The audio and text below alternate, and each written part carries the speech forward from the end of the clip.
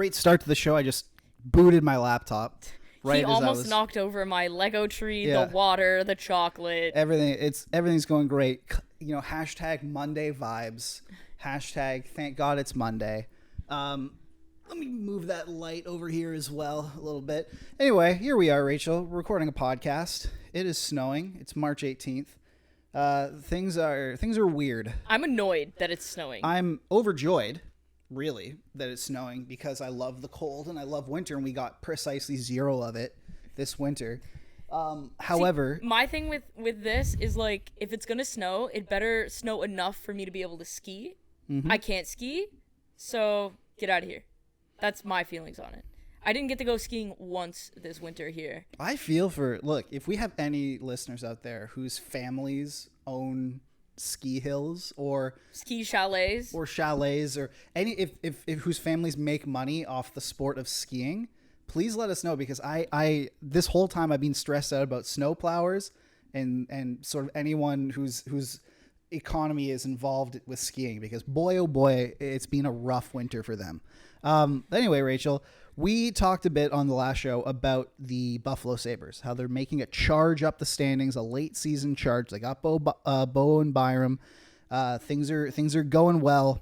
They had a crucial weekend ahead of them this weekend. They were playing the Island. They were behind the Islanders and the Red Wings in the fight for the final wild card spot. And guess who they played? The Islanders and the Red Wings. And we said those were must-win games for them. And they won one of them. They beat the Islanders, who then proceeded to lose to the Rangers. Yeah, so things are interesting, but they did end up losing to the Red Wings on Sunday. So their first win in 9 games? Yeah, they snapped the Red Wings, I believe, 9-game winless streak, which is pretty nuts. They are now 5 points back of the final wildcard spot. Was that loss to Detroit kind of the nail in the coffin? I don't think so, because I don't think Detroit's making the playoffs. I think it's between them and New York. And the Islanders, you mean? Yeah. Detroit looks terrible. And if they're not going to get Dylan Larkin back, it's going to be a problem. If Detroit gets Larkin back, I think it's a different conversation. But without Larkin, it's a major issue. I mean, we've seen the Wings. Like, Dylan Larkin has an argument for the Hart Trophy because the Wings were in the playoffs with him and have won 1 of their last 10 without. Yeah. So that's crazy. A big reason is that Alex DeBrincat in his last 48 games, I'm not sure if you saw this stat on Twitter, in his last 48 games has scored 4 even strength goals. Yeah, I wrote a piece for our former employer at the beginning of the year. It was like at the end of October, I wrote a piece on how like DeBrincat was having a hot start, but that this was not sustainable. Like a house of cards, yeah. In the same way that, like I said, Kuzmenko is the player most primed for regression this season after last season. It's simple math. Both of those things turned out to be true because neither player has scored at the clip that they were scoring at previously, and I think that's a big part of why the Red Wings have slowed down. That line with Kane, Larkin, and DeBrincat was prolific for a long period of time, and now it's dried up, and they don't have anything else to keep them up. Well, the funny thing is Kane has still, like, listen, we know that Patrick Kane is a good hockey player, but coming off of like double hip resurfacing surgery, which is like if you Ed Jovanovski, Nick Backstrom surgery. It's just horrific. Like they scrape stuff off. Oh, no, thank you. It's worse than a hip replacement. Yeah. And he's been phenomenal. He's still being phenomenal given his age and his injury history, but it just hasn't been enough. Like the Red Wings they're floundering, and it was a perfect opportunity for the Sabres to come in there and just sort of catch them while they're down, earn a crucial that would be a 4-point weekend for them, or potentially an 8-point weekend for them. It sucks that it was in a back-to-back situation. Yes, exactly. However, it's a shame. So are you saying that I want you to say it right now, because it's like we said, March 18th, there's about a month left, almost exactly a month left in the regular season. Are the Buffalo Sabres in the playoffs or not? Oh, I'm not saying they are or they aren't. I'm saying that it's between them and the Islanders. I'm forcing you to say now. Well, I'm not going to do it. So sucks to suck, doesn't it? Great. Well, you try and get some good content going, and I'm gonna go out on a limb. I'm gonna try and salvage my horrible early season picks that I made, jeez. and I'm going to say yes, they will make the playoffs. The Sabres will sneak in there. I would not want to play them if they got in, though. No. If you have to go on a run, similar to like other teams, like remember the year LA won their first cup? They had to go on that incredible run to get in, and then they were the eighth seed. Like, and they just absolutely mashed everyone in their way. Like I think when you're playing playoff hockey and you're used to the do or die situation on a daily basis, you're in a better headspace come playoff time. You're in fight or flight mode like for basically 5 straight months. Like it's crazy. Also, like another team that's like that we had at the start of the year is Nashville, where it's like, listen, I don't know if they have the juice to make the playoffs, but if they make the playoffs, that is going to be a pain in the ass team to play. It's looking like the 2 wildcard spots are going to be Nashville and Vegas. Yeah. Which is like, LOL. Like, if I'm in Vancouver right now, I'm not happy about that. Quaking in my boots, especially because I don't think any team wants to see Vegas in the first round. But I'm saying even Nashville, like I would hate to play in a 7-game series. Because UC Saros can go. It's a tough building to play in. It's a tough building to play in. You think about like the sort of the 3 pillars of what makes a great playoff opponent. It's a tough building to play in. It's goalie who could go on like a superhuman run at any level or at any moment, which is UC Saros, and it's team of absolute shitheads that just grind you down where you go, anytime you go, you look at the corner, you go, oh God, I got to go in there. And that's basically all what Nashville is. You want to play Ryan O'Reilly in a playoff series? No. Luke Shen in a playoff series? Like all this kind of and great. that's before we get to Roman Josi. That's before we get to like Roman Josi and Philip Forsberg and all those guys. And then also UC Saros. Like he's consistently been one of the best goalies in the league for his entire career. And he's had a bit of a down year this year, except he's really picked it up. And now he's still at a 9.10. Exactly. He was at a 9.04 before, but now he's at a 9.10. It's amazing that that's a down year for him, I know. because that's like better than league average. That's like, at this point, that's like 15 points better than league average. Like league average is like 8.95 or something this year. It's bad. But like, and then you have that building. Like, yeah, I think the Sabres and the Preds, like if they are able to squeak in, they're gonna give some teams a run for their money. I'd love to see the Sabres arena in the playoffs. I was there when they played Ottawa all those years ago. It was one of the most incredible atmospheres. I would love to see the Sabres in the playoffs. We might have to wait until next year, but if they go on some type of magical run to get in this season, that place is going to be rocking. It's going to be nuts. All right, the NHLPA and the NHL reached a settlement over the Corey Perry situation. Let's touch on this briefly. Basically, they came to a conclusion that no grievance was filed because Perry actually didn't want to file a grievance, is what he said. He believes that the Blackhawks handled the situation fine based on what did or did not transpire. Like, again, it's being very cagey about what actually happened. But what will happen is that the Blackhawks are being issued a $1.99 million cap penalty through the rest of the season, which doesn't matter because they are under the cap anyways. They're way under the cap. There's no more transactions to really be made, and it's not like they're loading up for the playoffs, so it doesn't matter. But at least we're able to put this behind us. I understand why the PA did it, but I think it's stupid. If the player doesn't want to file it, then he shouldn't be forced into being a pawn in your little argument. He doesn't want to file it. Too bad. In the same way that, like, you might not like the results of a suspension, but if the player doesn't want to appeal it, too bad. It's that I don't like. I don't like that they forced him into participating in this in the sense of, like, if he said, I'm not, like, doing it, there's no cap charge, there's nothing. But the PA was like, well, precedent this and precedent that. I don't think somebody should be used as a pawn in a precedent-setting scenario, is my take on it. Yes, definitely. However, I also think, it's tough to sort of talk about because so many of the details haven't been made public, but like clearly Corey Perry did something wrong here. Well, yeah, if he's not even fighting it. And I think that if you did something wrong, maybe tough shit. Maybe don't let your, like, he probably went, I don't want to file a grievance or whatever, but like you did something wrong and now your action is going to be used to potentially set a dangerous precedent for teams to just cut guys willy-nilly. Like, I'd rather them go through the course of sort of actions here, like the sort of the normal discourse, and come to this agreement. So at least we can look back on it where teams can't go, well, look what Corey Perry did. You didn't even file a grievance. So like, what's the big deal? I'd rather that. Like, I just don't think Corey Perry should have a ton of say in this, considering that he did something wrong. And like, these are like, you shouldn't, just because you don't want to pursue it, shouldn't ruin it for the next person. In my opinion. Well, I mean, there's a legal response to that, which is the complainant, in this case, Perry. Yeah. Chose not to pursue litigation. And that's so fine, what the league could do is, it's actually very easy. It's called a dismissed without prejudice.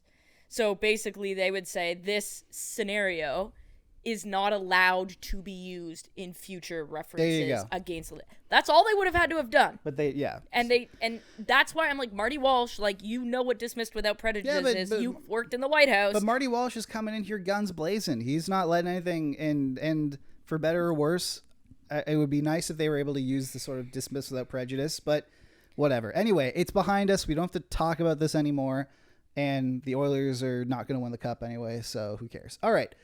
Wayne Simmonds. No, but I do want an Oilers-Avs playoff series. Great. That's my Western Conference final. I want to watch the Oilers get absolutely fucking stomped. But I want an Oilers-Avs playoff series, because that game on Saturday night was one of the best games of the season. It was great, and I hope that they lose every game 1,000-1. Nope. I hope it goes 7 games. Yeah. I want as many games as possible of that. I hope in that 7th game they lose 1,000-1. All right. Wayne Simmonds has retired. We knew that this was coming. He didn't officially retire. Like, he said he'd stepped away, but he didn't officially file his paperwork. Now it seems like he has. He is signing a 1-day contract with the Flyers to retire, and then they will honor his career in April, which is just a great sort of thing to do. But he retires with over 1,000 games played, 1,037 games. He hit that 1,000th with his hometown Leafs, which is nice. 263 goals and 263 assists. Interesting. Symmetry. We love it, for 526 points. And he also, interestingly, was the first non-captain to win the Mark Messier Paragon of Leadership Award. There you go. That, and I'm sure all the voters were in Vancouver, because I'm sure they think that Mark Messier is the Paragon of Leadership there. But yeah, look, Wayne, he was like literally the best guy to talk to. I would always make a beeline for him in the Leafs room whenever he was there and made available, because he would give you the best answers.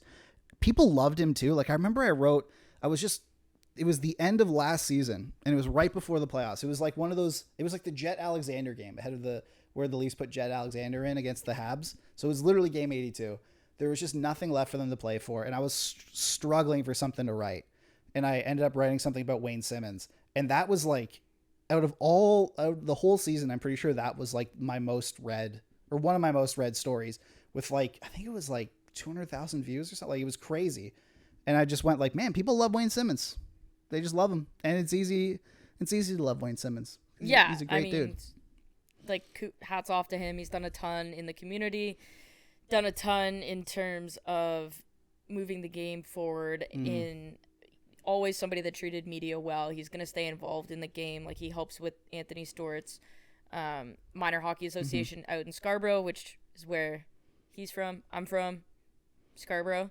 Like, I think his work with the Hockey Diversity Alliance, there's just so much more than the hockey player with Wayne Simmonds, that his impact is going to have, like, it's going to last far beyond him retiring here. Yeah. And even some of the best players ever, like, you can't say that they had that impact on, let's say, like, a marginalized community really kind of coming in and loving the game. And so I think that's really important. I'm really looking forward to see what he's going to do. He was absolutely fantastic on Trade Center. Oh, yeah. He was incredible. I think he could be a guy who appears on NHL Network, similar to, like, less analytics type vibe, but more like a Frankie Corrado. I think him and Frankie. Oh, yeah. I'd listen to a podcast with those two, 100%. Absolutely. No, they'd be great. They never actually played together, which is a shame. But then again, Frankie Corrado never really played, to be honest. But look,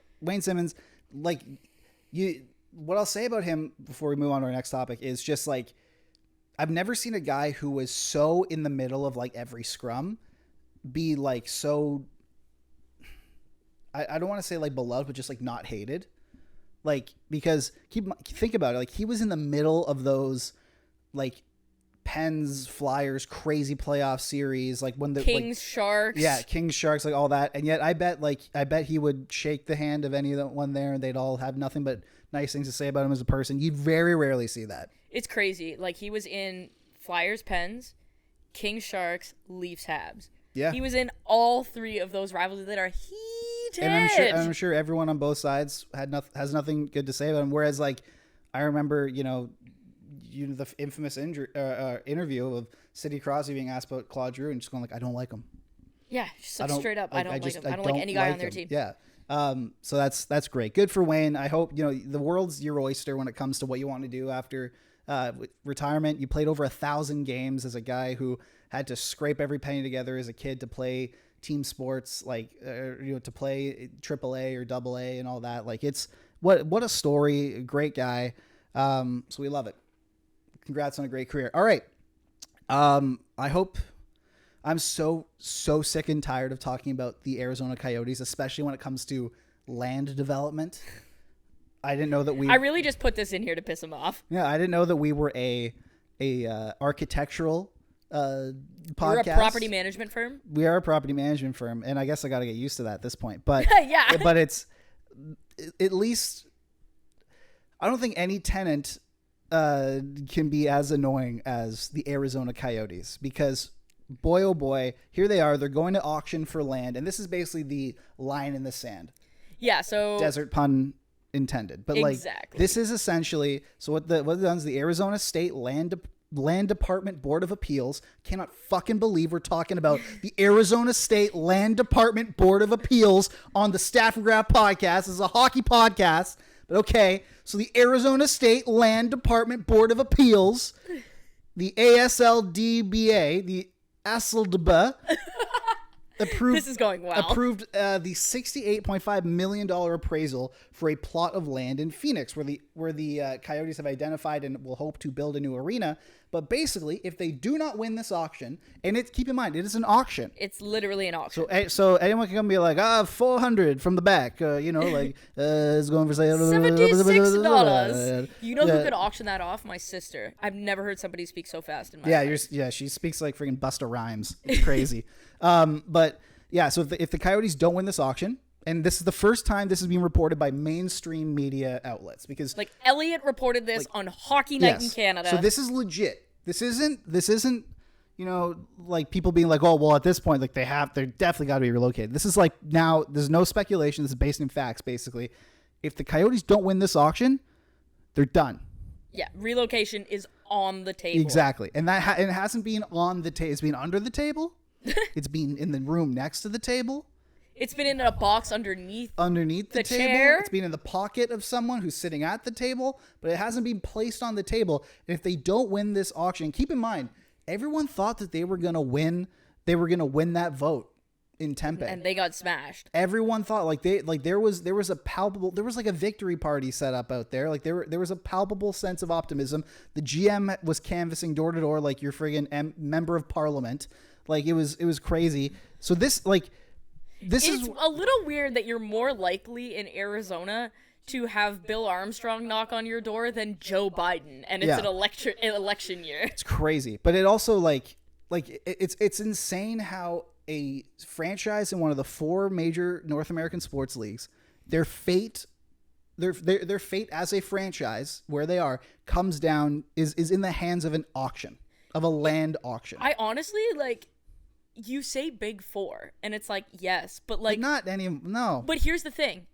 I'm not sure that the NHL is one of the Big 4 anymore. MLS has passed them. Yeah. And you can disagree with me all you want. The revenue would say otherwise. And also Lionel Messi. So it's not the same thing. But I think you make a great point in the sense that this is a major league team, because it's probably the Big 5 now instead of the Big 4. We're talking about one of the major leagues in North America. $1 billion industry. Like $1 billion. Multi-billion dollar industry. Having a team that doesn't have a place to play. But then the fate of them in one of the premier markets in the United States. Exactly. In one of the biggest media markets on the continent. And it's now left in the hands of a state land auction. Which is happening in June. Yeah. And my guess is if that does not go through, then the Board of Governors meeting that happens in July is going to be a very interesting one. Do you think Morello, when he's showing up to the governor's meeting, is his key card going to get declined like that guy at Jets training camp? That would be funny. Yeah, because this is insane. Like, I know we talk about all, like, we're forced to talk about it all the time, but like no, it's legit ridiculous. We're talking about the Arizona State Land Department Board of Appeals. I don't even know what that they do. I don't care either. They appraise land and set it up for auction, I guess.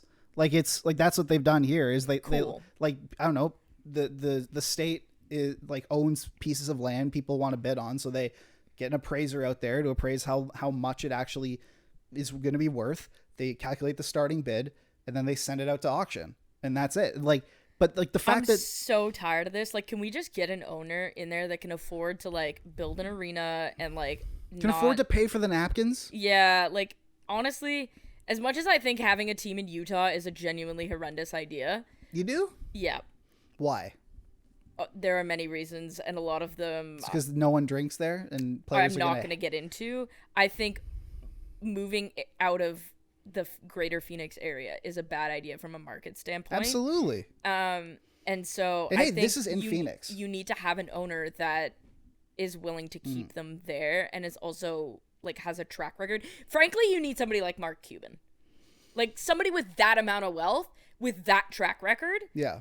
To be like, Ottawa's gonna probably get a pretty good deal because Michael Andlauer is heading it up, not Eugene Melnick, right? So you need somebody that has that clout to come in and be the guy. You need like, and you need a guy who doesn't care, like who just wants to be able to say that he owns a team and doesn't really care if he makes money on it or not. Like, I think about like, you need like a Steve Cohen with the Mets. Like, the guy is like a Mets fan and he has more money than he can possibly ever spend. So he's like, I'm going to buy the Mets and, you know, and basically use them as my fantasy team and let's go. Like, you need someone like that. Or you could almost, and then there's like the opposite, which is true, which is what's happening with Manchester United, which is Sir Jim Ratcliffe, is like one of the richest people in England. Yeah. And he's a huge Man U guy. And the Glazers, who are American, were fucking up Manchester United to the point where like fans were like chanting for them to sell the team and like booed them when they showed up to the game. This guy comes in and he only cares about improving the club. He's like, he announced an Old Trafford like renovation the third day he owned the team. Great. Right? He's like, no, we're dedicating to this. We're dedicating. So when you actually have somebody who has enough money that says, I care about the team, and so we're going to do whatever it takes, whatever money I need to use to make sure that this team is successful here, that's the type of person you need. 100%. Now, is there anyone... Manchester United is a lot different than the Arizona Coyotes. I don't think anyone is that passionate about the Coyotes. No.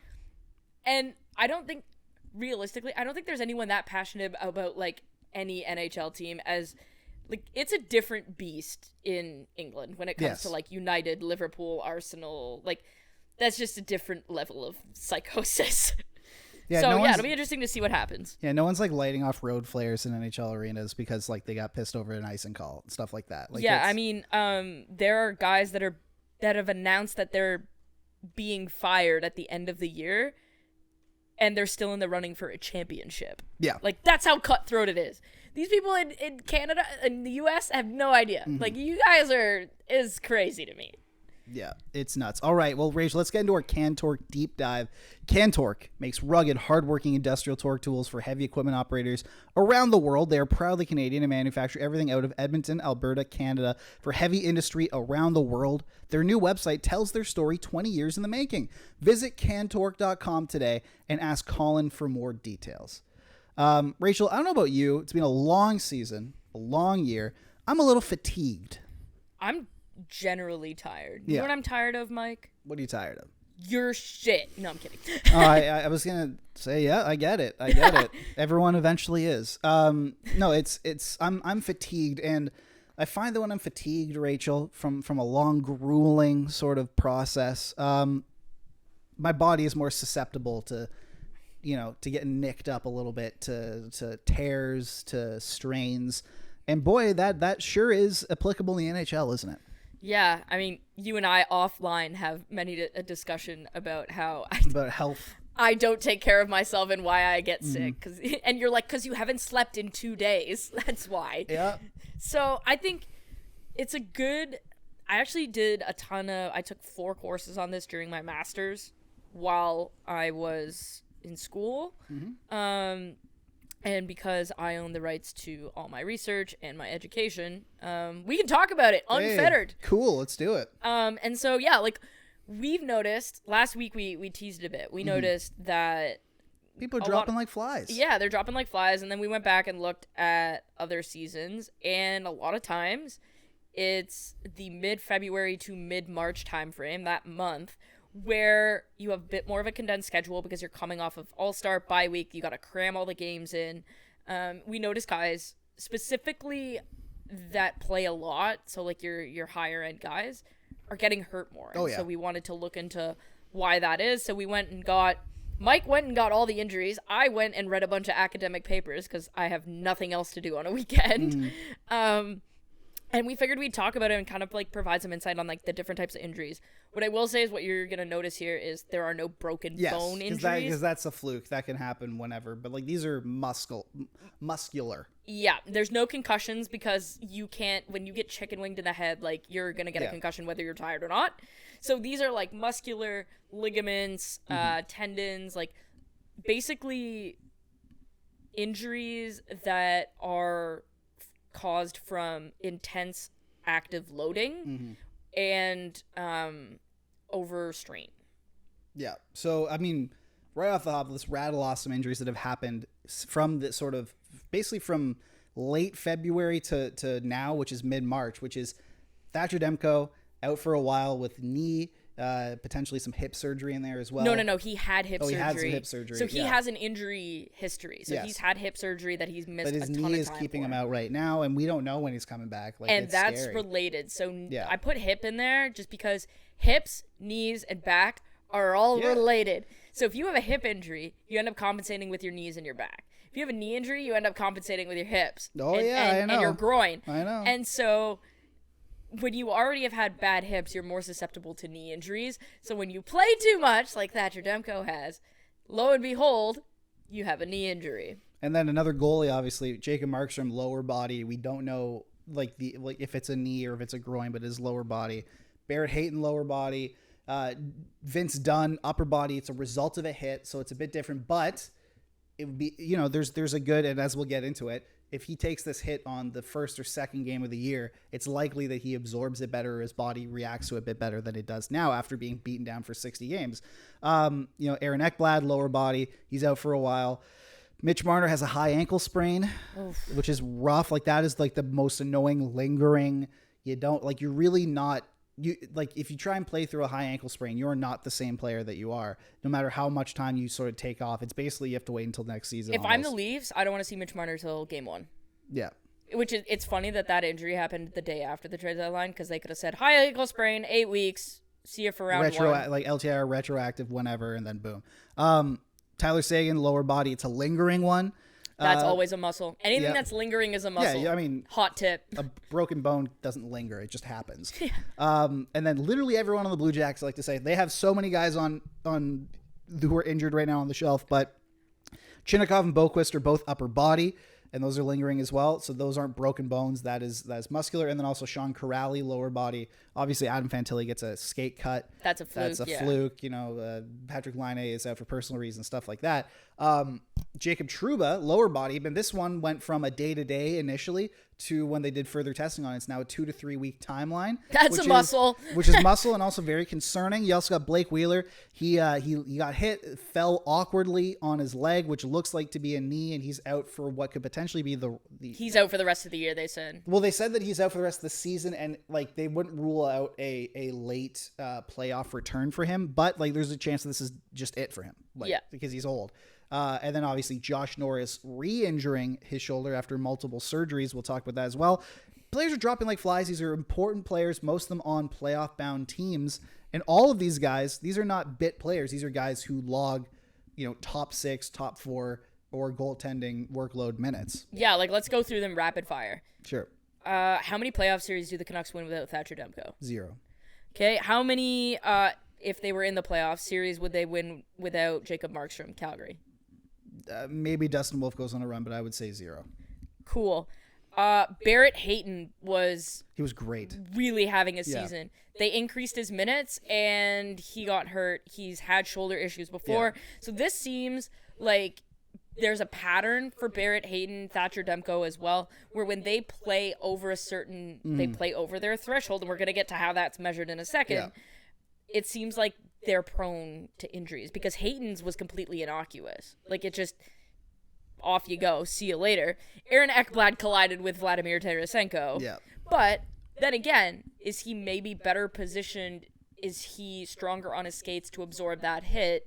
He's skating in a tracksuit currently, which I think we can all agree that, like, we would prefer to watch hockey when everyone's healthy because that's when you're getting the best amount of, like, quality. But here we are, you jam so many games because you want to give guys a bye week, and here we go. Yeah. We're getting hurt, right? So Mitch Marner, high ankle sprain. When I was in New Jersey, Ray was the GM, and he was in Pittsburgh when Fleury had the high ankle sprain. And I remember asking, because we had a player with a high ankle sprain at the time.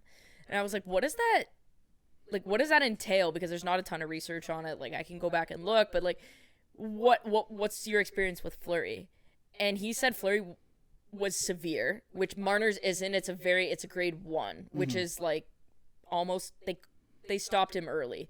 But Fleury's, I believe, was a grade 3, and Ray said he wasn't the same for almost 18 months. Like, that's the level of muscular injury here, because when you're talking about a high ankle sprain, you're talking about your Achilles, you're talking about potential for plantar fasciitis. Like, there's just the way the muscles and the tissues connect in your ankle. If you have a high ankle sprain, there are so many more that are involved there. You've got your calf that's involved. It's just, it gets very ugly very quickly. Yeah.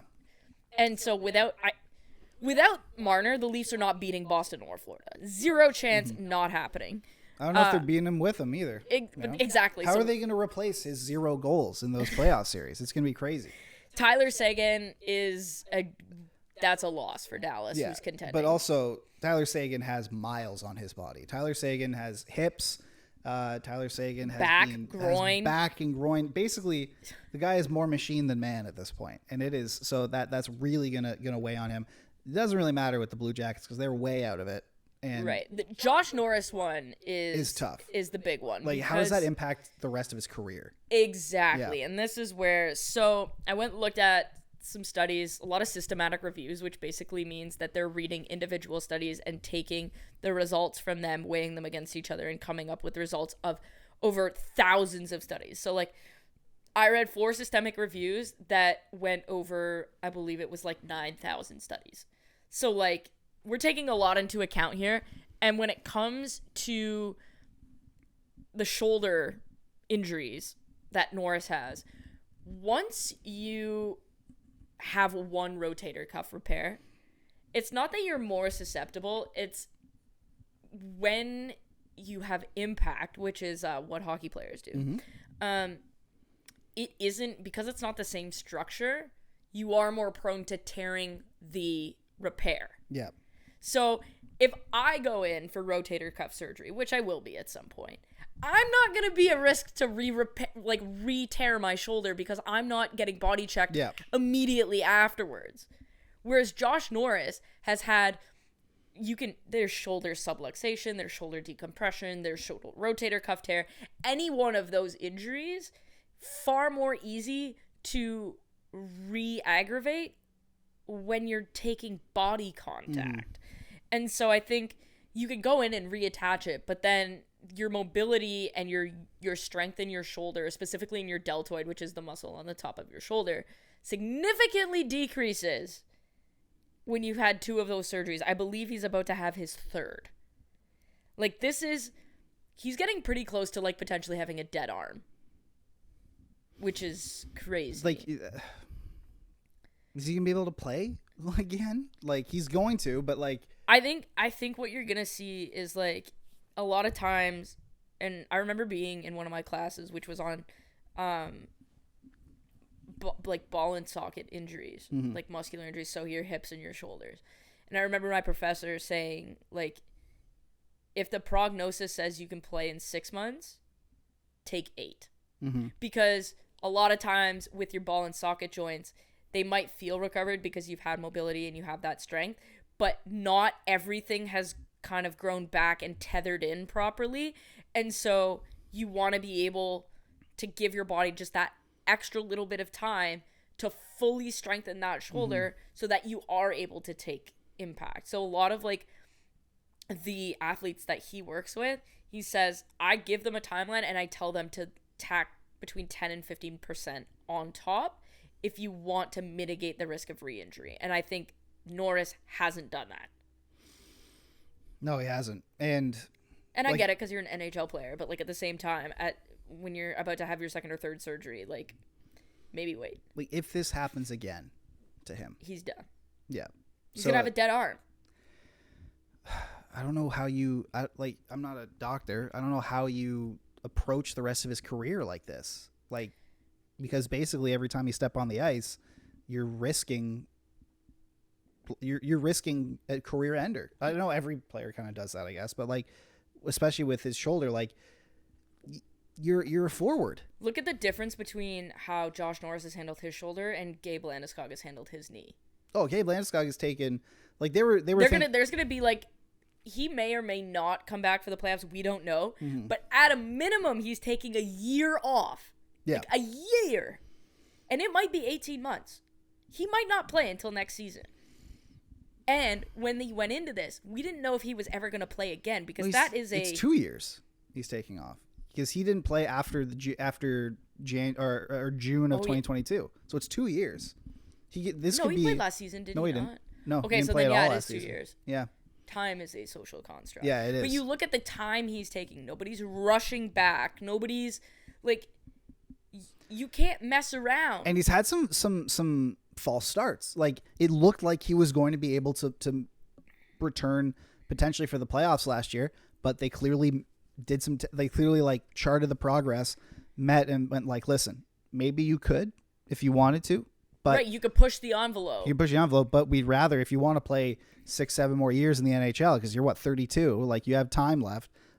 Maybe take some extra time. He took an extra year, so if he's ready, that's great. But like Norris, like take that, like don't come back. I know they were saying, oh, he's going to be ready for training camp. That's great. No contact until November. Yeah, like if he's at training camp, let him skate or whatever. Yeah, but don't let him take a hit until no contact. Yeah, like I would say, literally don't take a hit for 8 months. Yeah, I would say. And also, this means no wakeboarding in the summer. Yes. No. Okay, Mark Mathot. Like this is the other. But no, I don't care if you want to go on vacation. Do your thing. Oh, I know. Do not do things that could cause your injury to get worse. Yeah. I just finished the most recent season of Drive to Survive, like F1, and the most annoying thing in the world was the whole first episode is centered around Aston Martin and Lawrence and Lance Stroll, and it's like, yeah, in for a big year. We put so much money into these cars; they're gonna be great. And then Lance, like the kid who's in the car, he's gonna be like, yeah, I'm gonna go mountain biking, and so he goes mountain biking the day before the first race. And he breaks his toe and he breaks his finger, I think.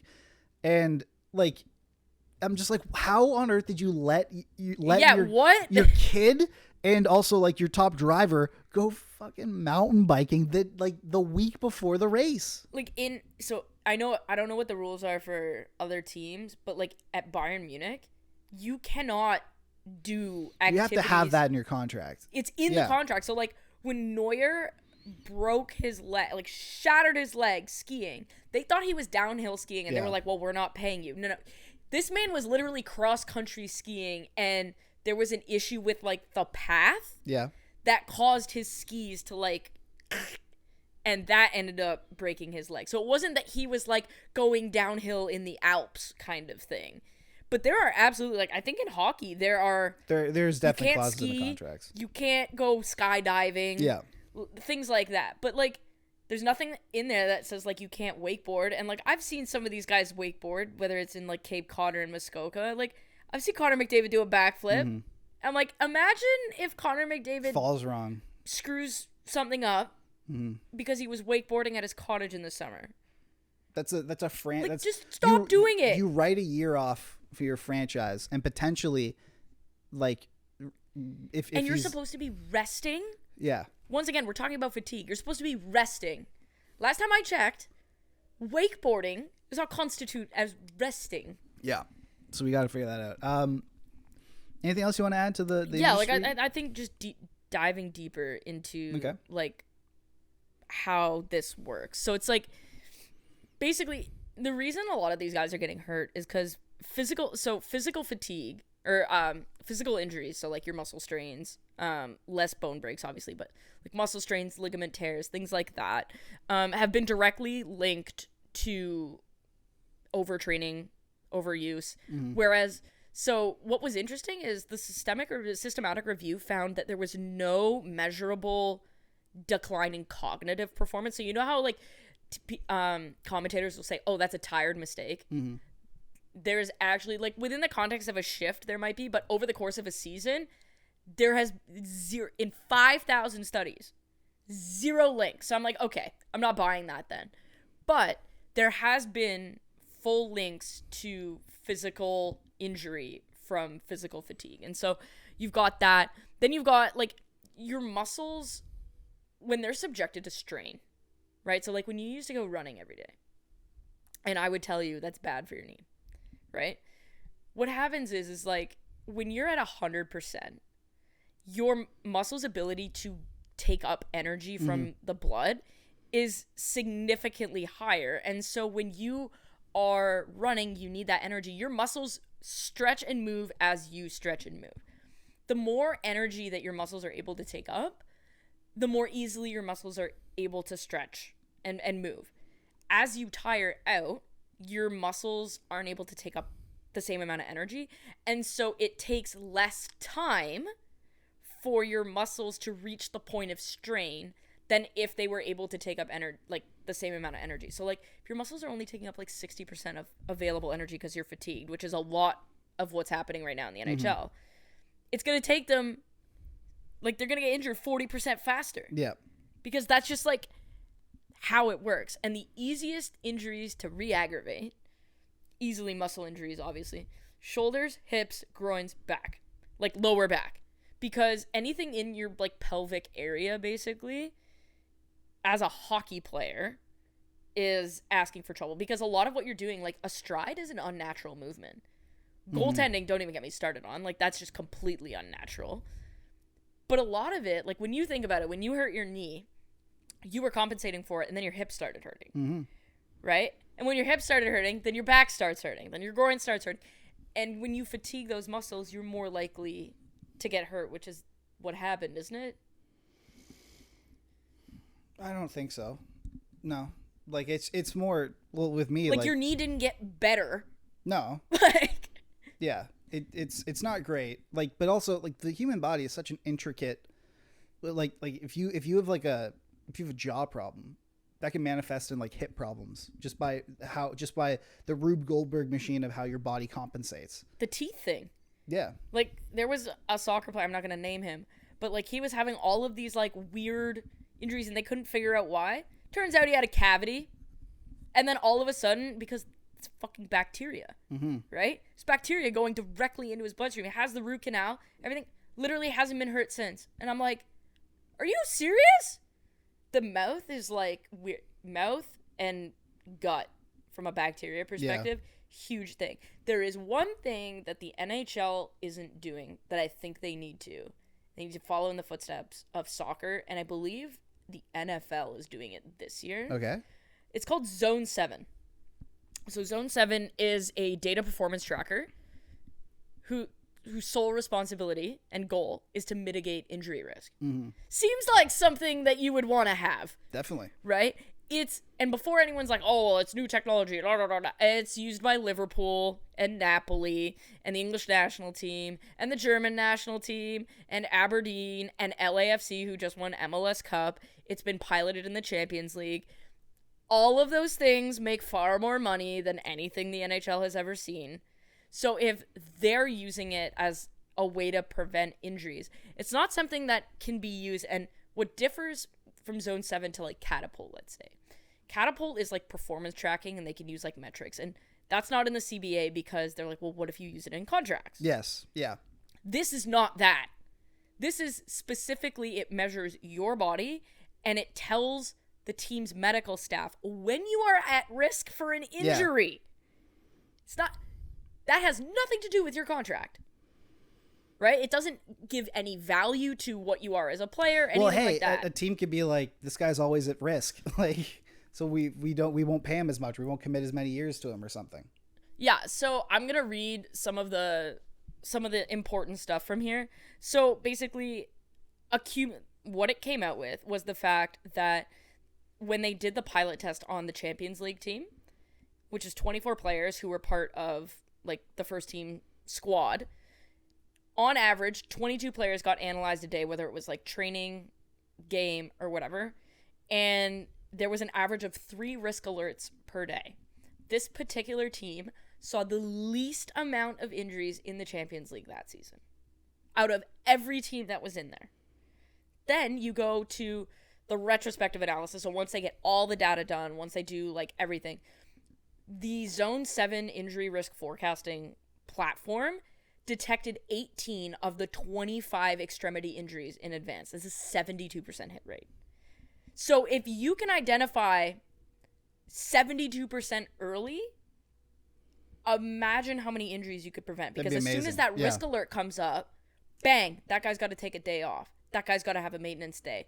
We need to pay close attention to this, like that kind of thing. Where it gets even crazier. So not only have we identified this early in 72% of cases, the length of the absences caused by the injuries that ended up happening in the analysis accounted for 387 of 534 man days lost. So they recognized over 70% of the basically man games lost that their players were able to kind of come up with. Like, that is extraordinarily accurate. Imagine if you could, and it's very similar to the Catapult in terms of like what you have to wear, but it serves a completely different purpose. Mm-hmm. And it's like, imagine if I could come to you while you, Mike Stevens, are on your hot boy walks. Okay. Right? And I go, hey, you need to take a day off today. And you're like, why? I go, no. Because your Zone 7 showed me that if you continue with this strain, you'll likely tear your ACL in the next 2 days. You would probably stop. Probably. You would probably take a day off, right? I wouldn't be happy about it, but I would. Yeah. Exactly. Or it's you're wearing this thing in the run of play and like you can see a guy who's been like sprinting up and down the field, or in hockey, like a defenseman who's playing like 22 minutes, right? Barrett Hayton, great example. Yeah. Right? He starts to play more. Thatcher Demko, he starts to play more. If you had Zone 7, you would be able to see, hey, this guy's his markers are showing up and he might get hurt. Give him a week off. Hey, Rick Tocchet, Casey DeSmith has to play at some point. Can't play 11 and 13. Hey, Andre Tourigny, Barrett Hayton needs a couple days off. Like, preventative stuff as opposed to reactive stuff. Because coaches aren't going to do that on their own. They ice the team they think is going to win them every game they can. And a lot of the time that means Barrett Hayton plays more. That means Thatcher Demko's in net. Like, you have to have the apparatus around the coaches to be able to tell them, hey, form the best lineup you can with these players, because these players are not available tonight. Right. And I think, you know what, you make a great point, because like I know in soccer, it's not like this for every team, but I know a lot of the teams, it's basically like these are the biomarkers, like the teams that use Zone 7, and the doctors will actually say he is not playing. So like when Erling Haaland didn't play a few games ago, everyone was like up in arms, and Pep was like, he's not injured, like chill, but he's overworked. Yeah. What does that tell you? He's paying attention, and the doctors have said to him, he is not playing.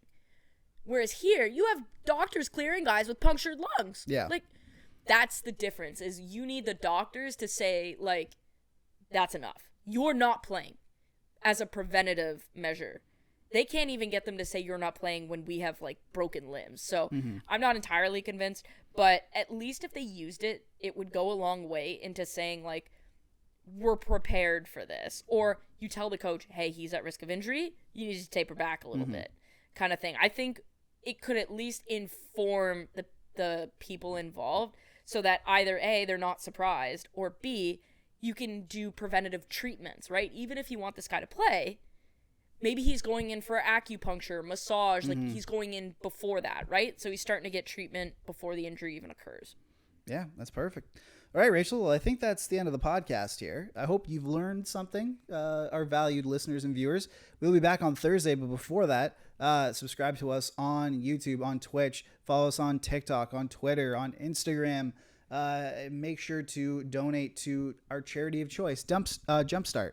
We love Jumpstart. It helps economically disadvantaged kids play team sports, which is a cause that is extremely near and dear to Rachel and I's hearts. All the resources are in the links in the description of this podcast, so definitely go do that. And we will be back on Thursday to talk more hockey. It'll be great. Stay tuned.